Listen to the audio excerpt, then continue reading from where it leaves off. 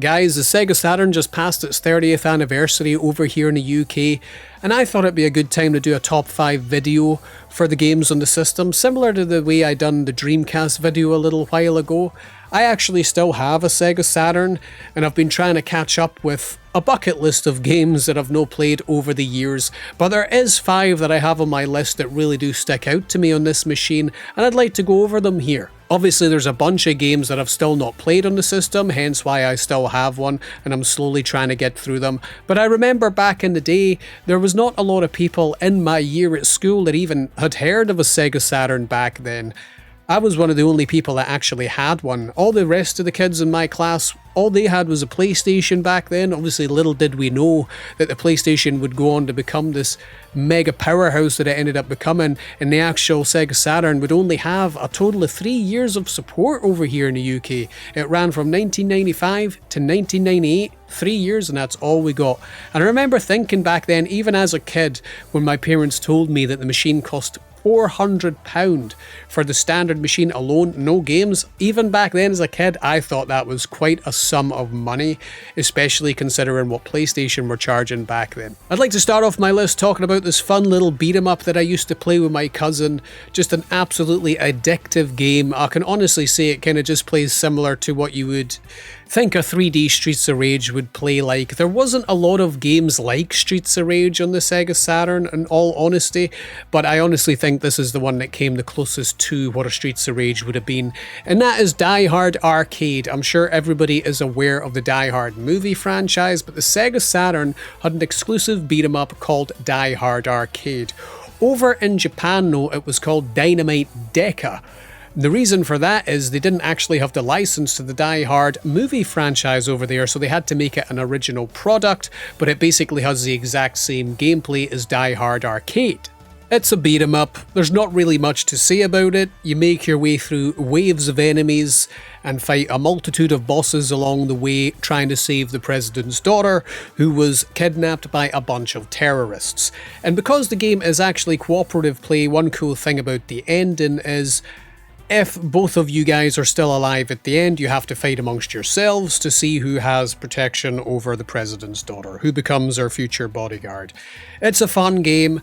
I actually played it last year for a little bit of a retro blast, and I miss games like this. I feel like there's not really that many beat-em-ups in this day and age, especially ones with great cooperative play.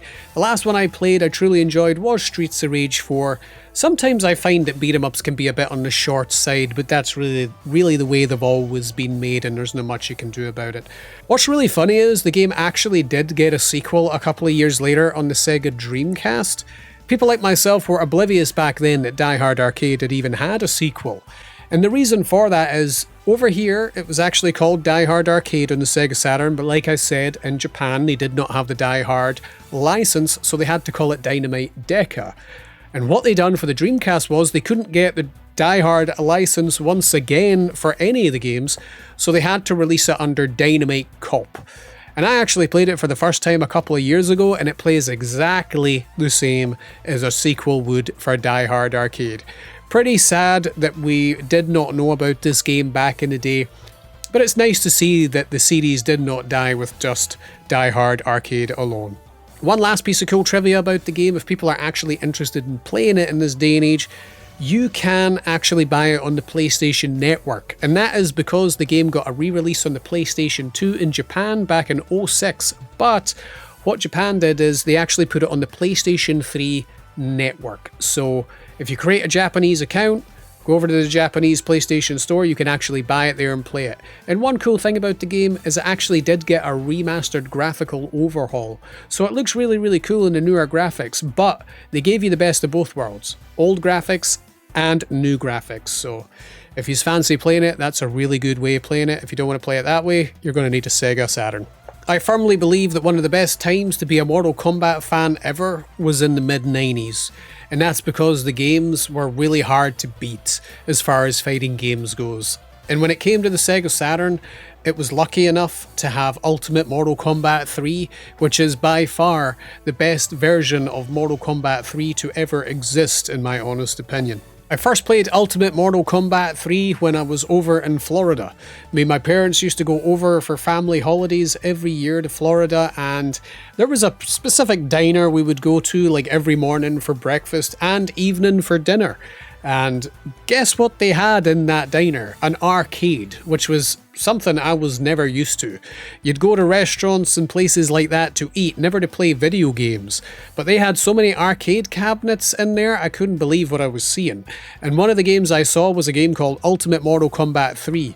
Just to give you like where we were back then in the early 90s, the last game I had played was Mortal Kombat 3 on the Sega Mega Drive, Genesis for the fellow Americans. That was the last Mortal Kombat game and current Mortal Kombat game I was playing. I had no idea there was even a new version of Mortal Kombat 3 that was even coming out. So when I first seen it in the actual diner, I couldn't believe what I was actually seeing. I basically spent the entire time in the arcades while I was there eating breakfast, for the most part anyway. Ultimate Mortal Kombat 3 to this day is still talked about as being one of the best Mortal Kombat games to have ever existed. When people talk about the best Mortal Kombat games in this day and age, they talk about two games. That is Mortal Kombat 2, rightfully so, people should talk about that one, but the other one they talk about is Ultimate Mortal Kombat 3. It's kind of 50-50 between two of the best Mortal Kombat games that have ever existed, those two. And if it was up to me, as much as I absolutely adore Mortal Kombat 2 and its atmosphere, I think Ultimate Mortal Kombat 3 is one of the most perfect Mortal Kombat games that have ever existed. They actually did bring out updates to Ultimate Mortal Kombat 3 years later in the form of Mortal Kombat Trilogy, but it actually was a more broken version of the game and is not really seen as a competitively viable game to play by a lot of the pros who still play the game. They actually do prefer to still play the Sega Saturn version of this game 30 years later, which is crazy to think. Finally, all these years later, we're actually going to be getting a re-release of this game in the form of the Mortal Kombat Legacy Collection that's due in 2025, made by Digital Eclipse, and we're going to be getting online capability for that game. So time will tell if it's actually better than the Sega Saturn original, which was a port of the arcade version back in the day. I hope it's going to be good. I will be buying this collection. I've always wanted to play Ultimate Mortal Kombat 3 and actually learn it from a competitive standpoint, which I've never done before.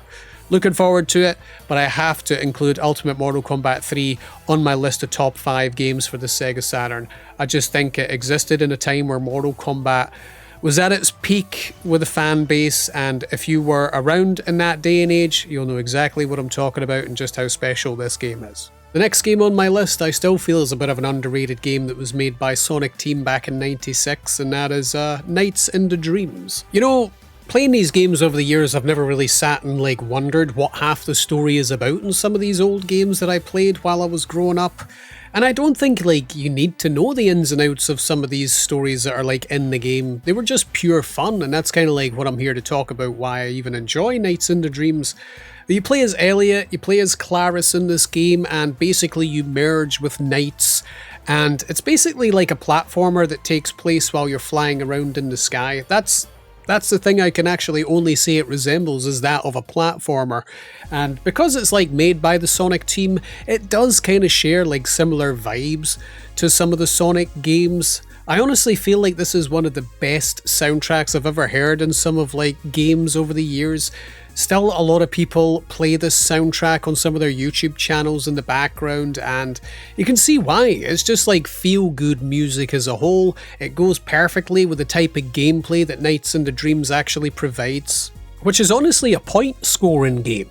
You can perform a bunch of tricks as well to get points. You need to get a certain rank in the game in order to even unlock the next levels. That's one thing I actually sucked at when I was younger, is I often wondered why I could never get to the next level, and I think it's because a C rank is actually required to get to the next level. But what I love about this game is the overall feel, the atmosphere of the game, the happy vibes that the game gives off, and that's what I mean. I'm still enjoying these happy vibes all these years later. 30 years later, I'm actually still playing this game in the form of Christmas nights. If any of you actually are subscribed to my YouTube channel, you will actually see that on a yearly basis I release a playthrough of Christmas Nights into Dreams, which is a variation of this game. A little bit of a demo, if you will, which takes place over the first levels of the game in a Christmassy format, which is actually the current version of the game I play and replay every single year. I would love people to try this game. Back in 2012, this game got a HD remaster that came out on the PS3, Xbox 360, and PC. It's a great remaster of the game, and I think it's the best way to actually enjoy the game in this day and age. You can play it in old graphics or remastered graphics, which is always a good thing. And unfortunately though, Sega delisted this game from sale last year, I think it was, and there has been no word from Sega as to why they delisted this game from sale. There was rumours that they were actually looking to create a Sega storefront where people pay a subscription to play a bunch of their games. I really hope that's not going to be the case. But you know how it's working in this day and age with Game Pass and PS Plus and all that? Maybe Sega think they have enough games to do their own kind of system, and maybe that's why they removed this version from sale? Who knows? But it's an absolute shame that you can now not buy this HD remaster of the game. It's a really good HD remaster. So the only way to officially play this game that Sega want you to do is to buy an actual Sega Saturn, no Dreamcast, excuse me, and still pay for an original copy of the game, which absolutely blows my mind. There's a light at the end of the tunnel though, a little bit here, which kind of like numbs the pain of the game being removed.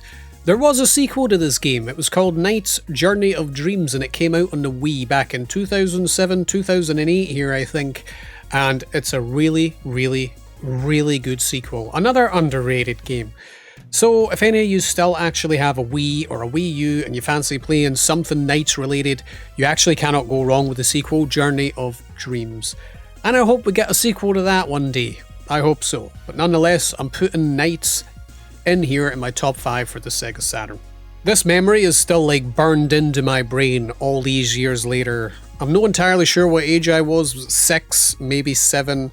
I can't remember if it was 1993 or 1994 that I seen this game in the arcades, but the first thing I ever seen in my life, which felt like truly next-gen video gaming, was seeing a Virtua Fighter when I was on holiday in Cyprus in one of the arcades. I could not believe how realistic and how crazy it looked for an arcade video game. Could not believe what I was seeing back then.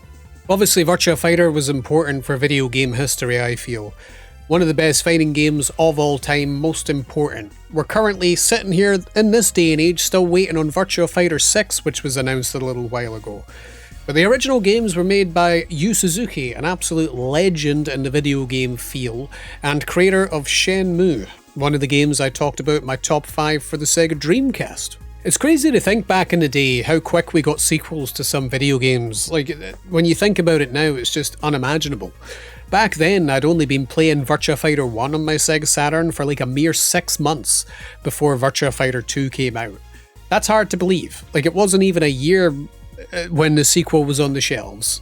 If you think about that in this day and age, it's just crazy to think. You think like maybe the first games were kind of like prototypes for what they eventually wanted the games to be. Probably that was the idea back then. Any improvement just warranted maybe making sequels.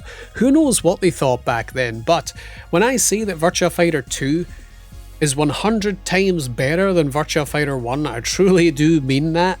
In terms of like graphical style and the way the characters move, the music as well, it's outstanding just how much of an improvement Virtua Fighter 2 is over 1 in terms of a fighting game. And just for that alone, I have to put it on my top 5 list for the console. It's just absolutely outstanding, like, when you look at the graphical leap in fidelity between the two games, the way the gameplay works in general, music, just every single thing is an improvement, and I really hope that Virtua Fighter 6 kind of like respects the legacy of what Virtua Fighter was over the years. I'm very, very excited for what Virtua Fighter 6 could be. And I really hope there's going to be like a bunch of Easter eggs to the very original titles, you know, like maybe we have some remixes of classic tunes from these games. I think we really do need that in the new game, because if it wasn't for like the original fans of Virtua Fighter, there probably wouldn't be a new one being made right now, if you want my honest opinion about it. But yes, Virtua Fighter, very important to the video game scene, and like I say, it's hard to choose between the two of them. I overall do think Virtua Fighter 1 is like more important for video game history as a whole, but when you like actually look at Virtua Fighter 2, as a game, it's just a million times better, I think, than what Virtua Fighter 1 was. These are in no particular order, by the way. The top 5 is not like going from any order, it's just whatever I thought of first here to put on the list. But I genuinely do wonder if this one here is my most played game on the Sega Saturn for just how addictive it is. And that is another game by Sonic Team, Sonic R, which is obviously Sonic Racing. We never got a fully fledged 3D Sonic game for the Sega Saturn, but we did get a little bunch of games here and there over the years, and my favourite one of the bunch is Sonic Racing. What is there to say about this game? I mean, it's a Sonic Racing game. It's very, very similar to Mario Kart. And you play a bunch of your Sonic characters and you basically just try and get first. The game's jank. I mean, seriously, and it's absolutely broken as well. It's not really balanced, if you want my honest opinion about it. Some characters feel like they're just straight up better than other characters, you know? And you can kind of like jump across half the levels if you kind of like know where you're going in this game. Like I say, there's a bit of jank to this game, but I've got some serious nostalgia for it. I remember playing this game a million times over the years. Basically, what I would do is I would complete the game because it was very easy to complete. You basically have to complete it with your favorite character. You can go around and grab medallions. There's like 5 medallions on the stages, and then you get to race one of the super bosses of the levels, which would be like Metal Sonic, Metal Knuckles actually was in there, or Mecha Knuckles, I think they maybe called him here, Doll Tails, you know, characters like that. And then you would unlock them for the game. And you could also unlock Super Sonic by getting the 2 Chaos Emeralds in the stages as well, and that would break the game wide open because of the fact that nobody could actually like keep up with Super Sonic. He was the most fastest racer in the game straight up. My favourite character in the game to actually play is Metal Sonic. But the thing is, the game actually uses like better characters against you. That's kind of how it works. I feel like some of the characters are straight up better than others. I might be wrong in that aspect, but I always found like Mecha Knuckles just flying ahead of everybody else unless I went like Super Sonic and actually took him out. But this is one of my most fun games on the Sega Saturn. And there's actually a PC version, which came out in like 1998, I think, and a lot of people have modded that game up in this day and age and made it compatible with modern PCs so you can actually play it if you want to give it a go. And I've played that version lately, and I think it is the better version of the game to play, if I'm being honest. And guys, even if you don't want to actually play the game, I truly recommend that people actually go and listen to the OST for this game because it is outstanding. One of the best Sonic OSTs I've heard for any game over the years, and it still stands up today because obviously video game music is like music in any other form. It just like lasts forever, you know, there's no time frame on like music or anything. It's one of the best video game OSTs I've ever heard because the game can be a bit jank and it might not be for everybody. I like to think that Sonic R was like genuinely the first Sonic racing game that like meant something, you know. There's been a multitude of Sonic racing games over the years and I've never really tried a bunch of them. I know Sonic Crossworlds or Crossroads, I forget the exact name of it, is coming out in September, and I think I'm actually going to be picking that game up because if you've seen some of my latest videos, I wasn't too impressed with Mario Kart World, unfortunately, so I think the new Sonic racing game, this could be its time, and because it's actually got like crossplay and all that, it could be a very populated game. It's nice to know that Sonic Racing still lives on in some form, even if it's not exactly what Sonic R was. Because one of the stupid questions people say when they talk about modern Sonic racers is, why does Sonic need a car when he's so fast at just racing on foot? And that's true, in this game he races on foot, you don't need a car. But nonetheless, guys, those are my top 5 games for the Sega Saturn. And this list is like always changing though. I mean, it could be something else like a month from now. Like I said at the beginning of the video, I've got a bucket list of games here to finally get round. One of those games on my list is the Panzer Dragoon Saga game that people still big up to this day and say is one of the best games of all time. And I do have a copy of that to play and finally get round to. Maybe I'll play it within the year, who knows. I would absolutely love you guys to tell me your favourite Sega Saturn games, or even if you're not that interested in playing them at all, just say which ones you actually think look pretty good. I'd love to hear from you guys. Thank you very much for watching any of this video, and I'll catch you in the next one.